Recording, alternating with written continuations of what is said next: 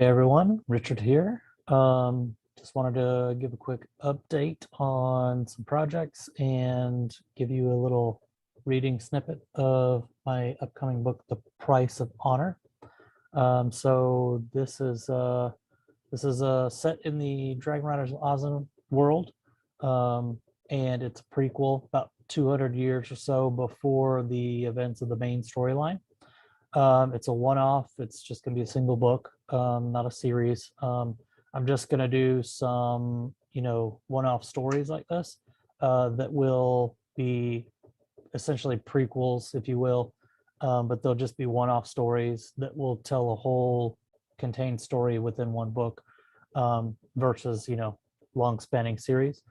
And this one is set in the Kingdom of Terran, where at this time, women are not allowed to be dragon riders. And if you know the story of Mulan, I'm basically calling this Mulan meets Aragon. So similar, trope, I guess you could say. But the similarity is about that is that's about it as far as similarity is that a girl pretends to be a boy to join the Dragon Riders. There's so many twists in the story that I think you all enjoy. So the book is done. It's in editing phase right now, and it is a full-length novel. So it'll be 5 to 6 hours long, audiobook format. I am still searching for a narrator. I've reached out to a couple people. They're either too busy to take the project on, or they're not responding. So don't know if they're still in the business or not. But with this book done, I am jumping back into the main timeline of Dragon Riders of Oznin. And I'm going to write at least 5 more books following Eldwin and Marin.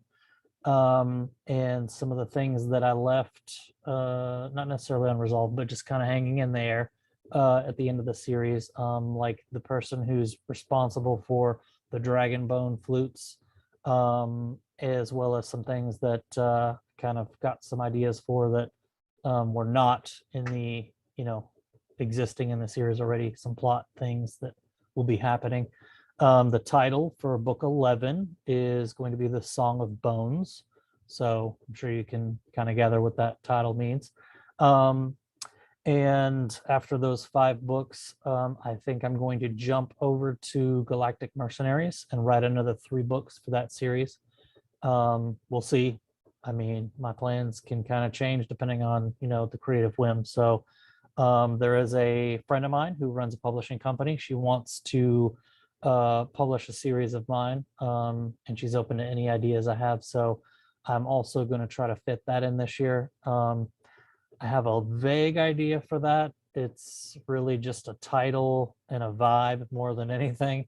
And it's going to be called The Dragon Lords. So we'll see. I gotta kind of ruminate on that idea and get a plot and whatnot together. So but those are my plans. I do have 15 books on my schedule for this year.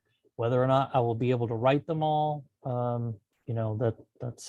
that remains to be seen. But I do have ambitious plans for this year. So book 1 for this year of the 15 is done. Like I said, it's called The Price of Honor. And I'll just read the blurb or the description for you as well. And you can kind of get a feel for that. And then I'll read the first chapter. It will be professionally narrated. Like I said, I'm not going to narrate it myself. I'm not a pro. I'm sure you guys are enjoying the weekly videos of me and PD Mac doing our readings from the book of the series that we co-wrote. But like I said, we're not pros. So I'm sure you've heard us mess up a couple times here and there. And so it comes with that. But the book, like I said, is done. Going through final edits. I am waiting on my illustrator to get me the artwork. I think you're gonna love it. He's done artwork for Wizards of the Coast for Magic the Gathering and some other, gaming and things like that, card games and stuff. He's super talented. I'm excited to be working with him. With that said, he is a lot more expensive than the artist I was using. So I don't remember if I told you guys in any of my previous videos, but the artist I had been using, who did all 10 of the Dragon Riders of Oz covers and all four, well, 3 of the 4 covers for the Marked by the Dragon series, he was unable to do any more work for me after the 3rd book in that series. That series was supposed to be just a trilogy, and it turned into 4 books. So when I came back to him for the 4th one, he was like, sorry, I'm not able to do any more work. So I had to find a new artist who could match that style and replicate those characters. And I think he did a great job on book 4. He got the characters, and the dragons looked great. You've seen the cover if you listen to the book on here. So I think he did great. So I'll be going back to him to try to get the rest of the series, the next 5 for this series that I'm working on. But for this one book, I am super passionate about Asian culture, specifically Japanese culture.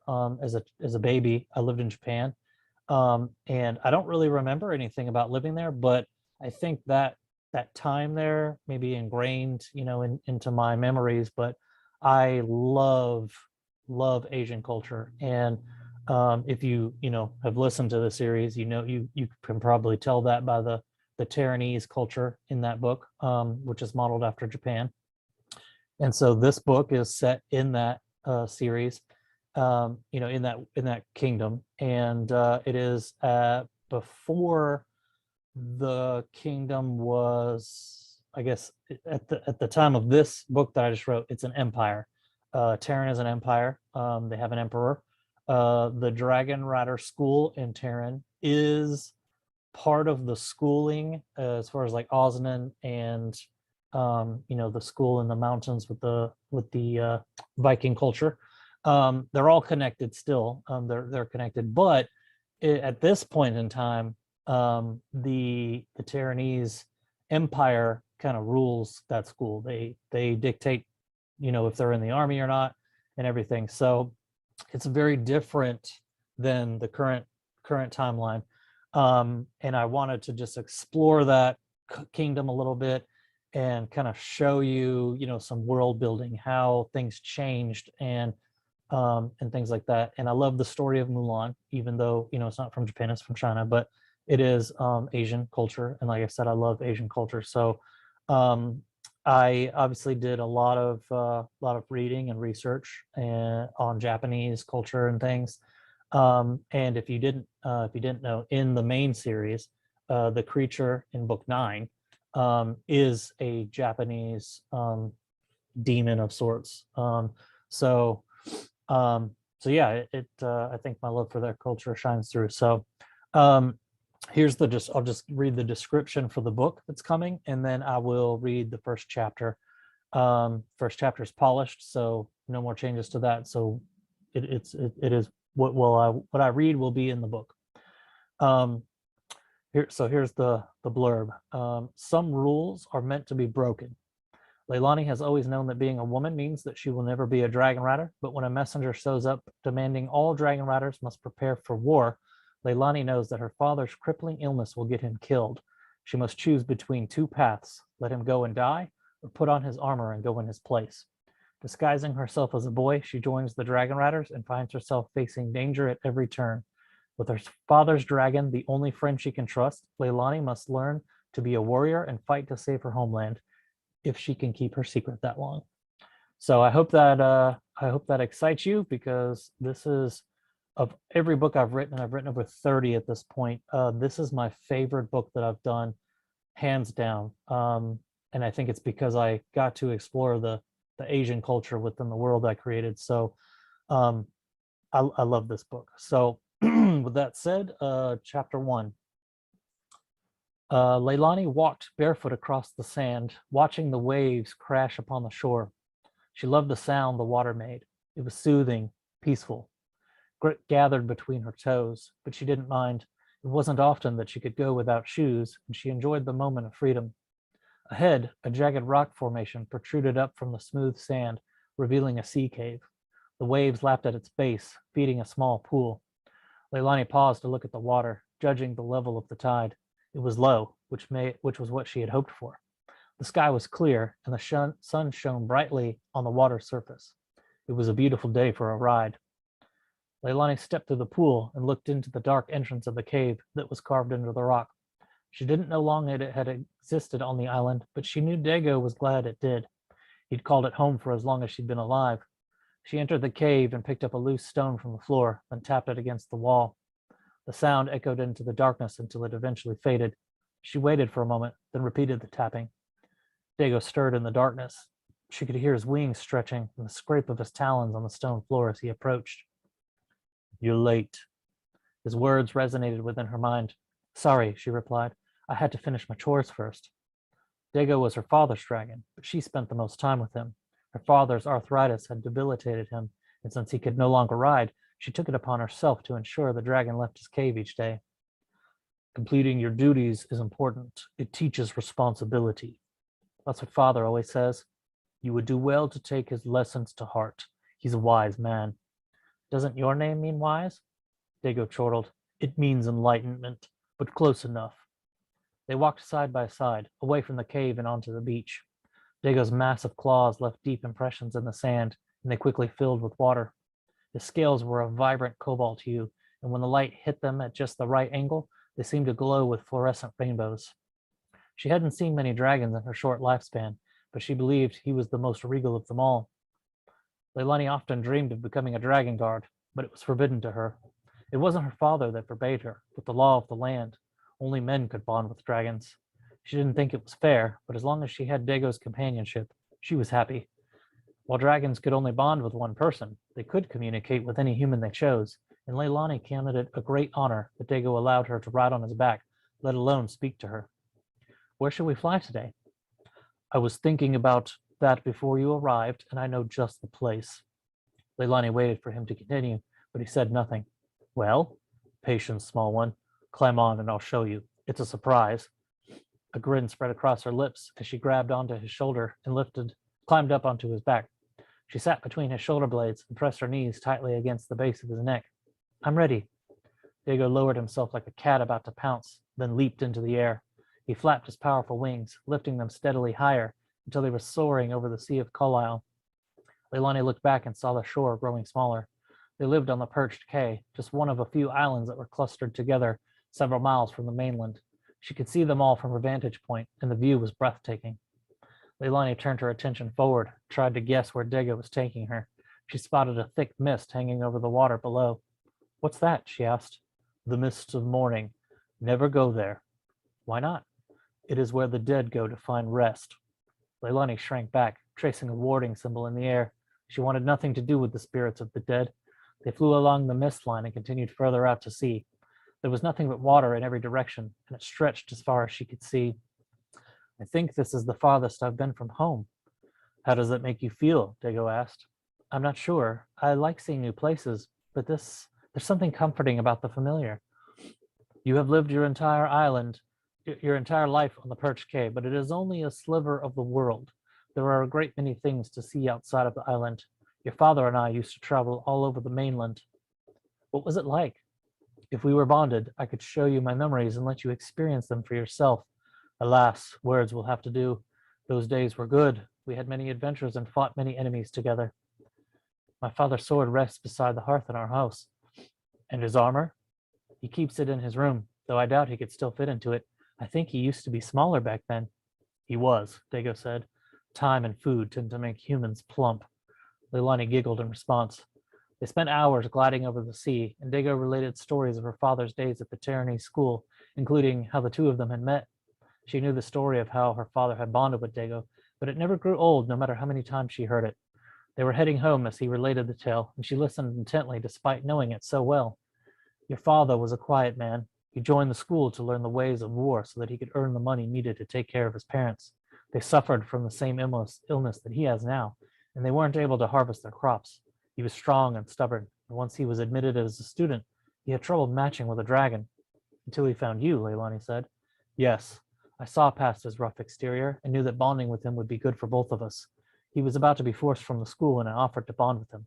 He agreed, and over time, he proved me right. That he wasn't so rough? Indeed, he may seem that way, but deep down, he has a soft heart. She knew that was true. Her father often went out of his way to help others in need, even if it meant he would go without. As the perched K came into view, Leilani spotted a group of dark clouds traveling swiftly across the sky. Do you see that? She asked. I see them. Them? Dragons with their riders. 5 of them. Excitement flashed through her. She leaned forward, squinting to make out their details. They were still too far away, but she saw they were descending. They broke formation, and each dragon wheeled down toward a different island. What do you suppose they are doing? We shall find out soon enough. Dago began his own descent to the island, and they landed gently on the beach. Leilani leaped off the dragon's back and sprinted across the sand, stopping momentarily to wave at the dragon. Thank you for the flight. I'll let you know what I find out. Very good, little one. She ran as fast as she could, weaving between trees and rocks, excitement driving her onward, even as her lungs burned within her chest. The jungle opened up to a large flat field where the town was located. The dragon she'd seen was on the outskirts, but she noticed a crowd had gathered in the center of town. Her father was there, as were her friends Kalia and Hiao. She joined the 2 men. They smiled at her, sharing her excitement at the visitor. What did I miss? Leilani asked. Nothing. He just got here. Leilani peered through the press of bodies and got a glimpse of the rider. He was wearing a full suit of armor, his helmet tucked under his arm. The mask of the helmet was painted with a demonic face, its eyes burning with anger. His black boots gleamed with fresh polish, and a sword was strapped to his waist. The man's air of importance intrigued Leilani. Citizens of the Perched K, I come bearing a message from the Emperor. Conversations died, and the man swept his gaze across the crowd. War is coming. The Rorans have crossed the border, killing and destroying all in their path. The Emperor is calling all retired riders back into service, effective immediately. You will have the rest of the day to settle your affairs, and you are to report to the school in the morning. If you are unfit for battle, you must send your son in your place. If you do not have a son, then you will report regardless. Leilani's heart dropped into her stomach. Her father couldn't fight. He could barely walk most days, and she was his only child. A lump formed in her throat, and she looked at her friends. Their expressions were serious. What will my father do? She asked. He can't go to war. Neither can ours, Hiao said. Looks like we'll be going in their place, Kalia added, sharing a look with Hiao. Her father and Dago were all the family she had. If they were gone, she would have nobody, especially if her friends had to leave. There had to be another option, a way to keep her father from going. Leilani's world was crashing around her. And that's chapter 1. So hopefully you're as excited about this book as I am. It is coming to audio. As I said, I'm looking for a narrator. I'm waiting on the cover art. So I have a tentative publishing date of March, sometime next month. That depends on the artwork and everything.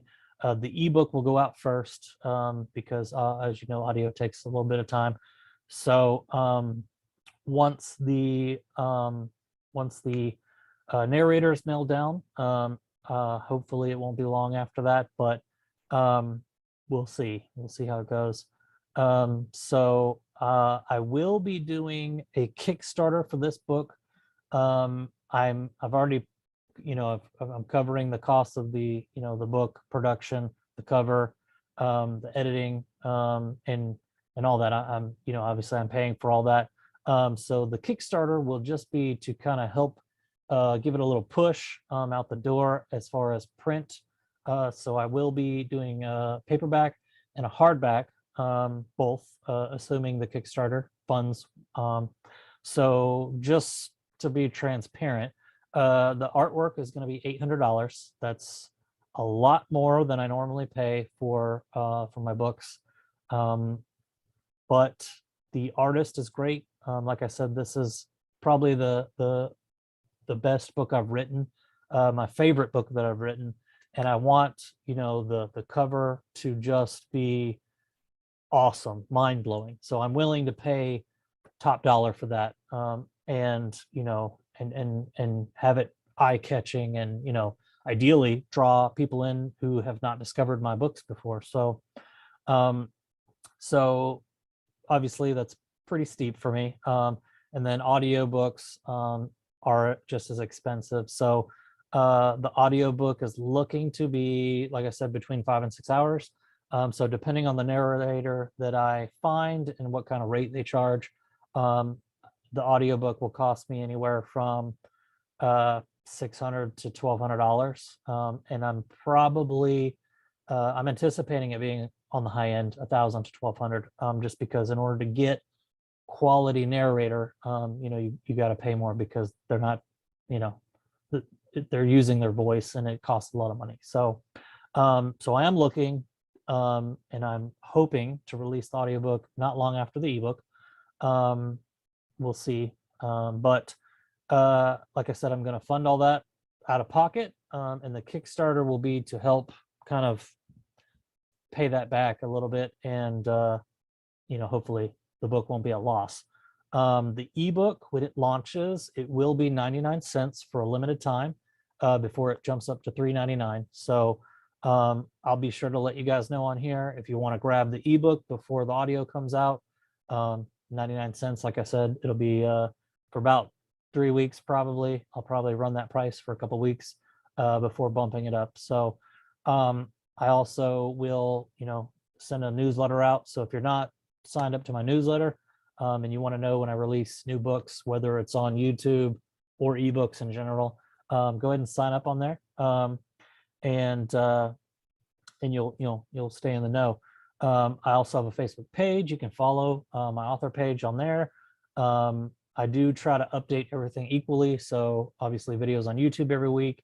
I don't post as often on my Facebook page as I used to, because YouTube's kind of taken the place of that. But I am on multiple things. So I have Twitter, I have Facebook, YouTube here, and I'm about to launch a TikTok profile as well. So it'll just be book related stuff, talking about books that I'm reading, books that I'm writing, promoting my own books on there as well. So once I have my TikTok up, I'll let you guys know the handle for that if you want to follow me.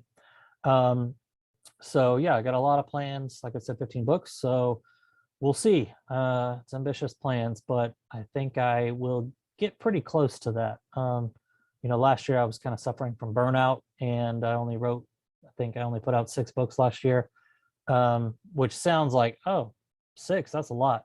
Yeah, it is. But the year before, 2020, I put out 12. I published 12 books. So when I have my focus, I can get it done pretty quickly. So like I said, the Price of Honor is done. I'm just doing some edits and stuff. And then when I get the artwork, I'm going to launch the Kickstarter and go from there. And then the